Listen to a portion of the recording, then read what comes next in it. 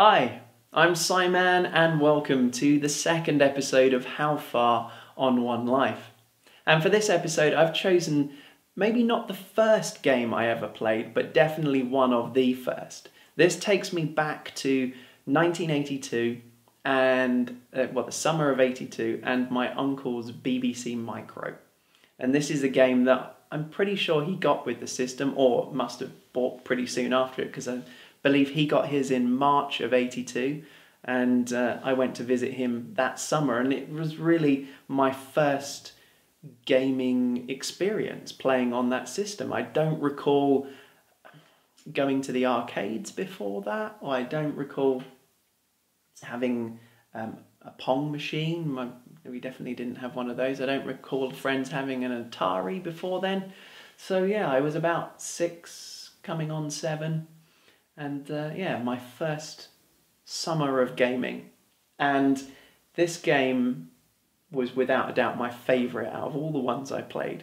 And still to this day, it's a favourite game. And it's kind of linked into the game I was going to do for this episode. Because you see, originally I was going to play Defender. Because I absolutely love it, as I've told you guys before. And I've got it on multiple systems. But then I thought, it's actually Planetoid that brought me to Defender, because Planetoid is Defender. There's no getting around it. It's a blatant clone.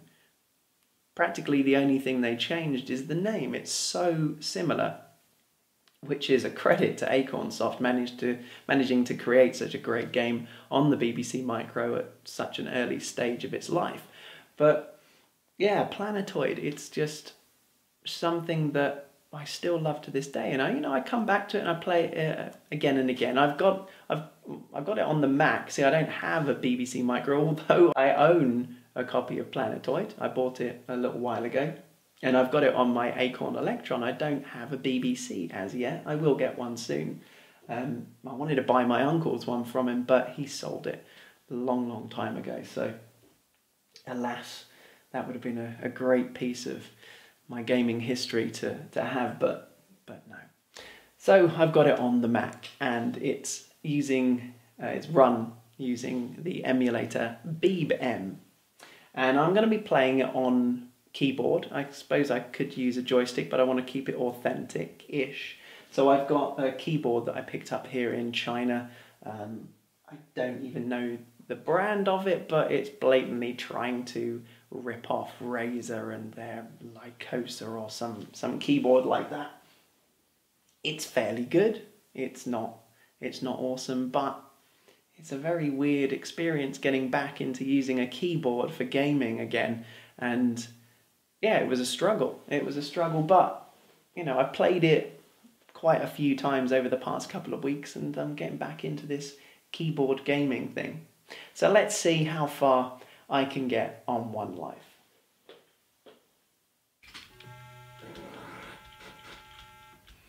Now, I'm sure that most of you will have played Defender at some point, and you've probably, some of you probably played Planetoid as well.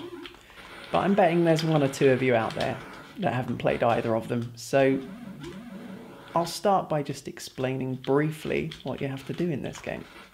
Now, it won't come as any surprise to hear that the basic objective is to kill everything. Or at least kill everything that's an alien. But the thing that set this game aside from others of its generation is that you have to save people. Or at least that's what we're led to believe these green-headed, purple-bodied things are. Oh, there's an extra life.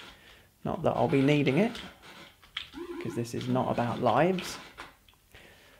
But along with the extra life comes an extra smart bomb, and those are particularly useful when you open up those packages, because they have lots of screaming little red spaceships in them that are a pain in the butt to kill. Now, as I was saying, you've got to... there we go. That's why you've got to stop them from taking the things to the top of the screen, because they turn into yet more nasty little things that are fast moving and difficult to shoot. Oh, these are I hate these cube things. One of the things about this game that... Oh, more extra lives, more smart bombs. That I don't like is the hit detection. It's not just Planetoid, but Defender seems to have the same problem.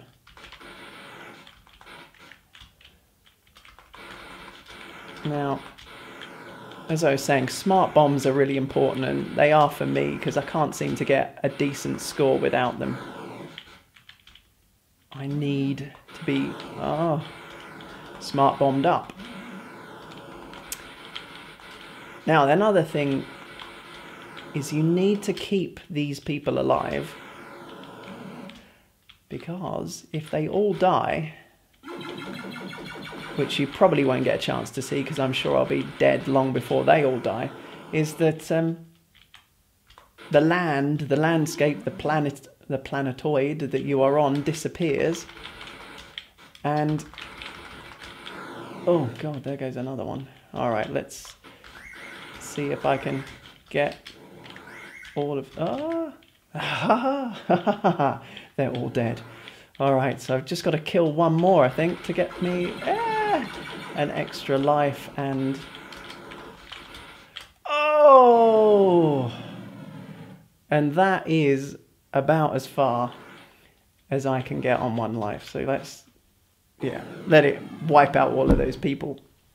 But what I was going to get round to saying is kind of how much I love the game, because it's got such a, I don't know, a kind of purity to it, this bare bones gameplay that, I don't know, I guess you do get some of it in today's games, but a lot of these original titles where they were exploring exploring how to interact with an electronic game, they came up with some really fantastic titles. And like I said at the beginning of the video, the fact that this was Eugene Jarvis's first video game is outstanding. To get so much right on the first go is unbelievable.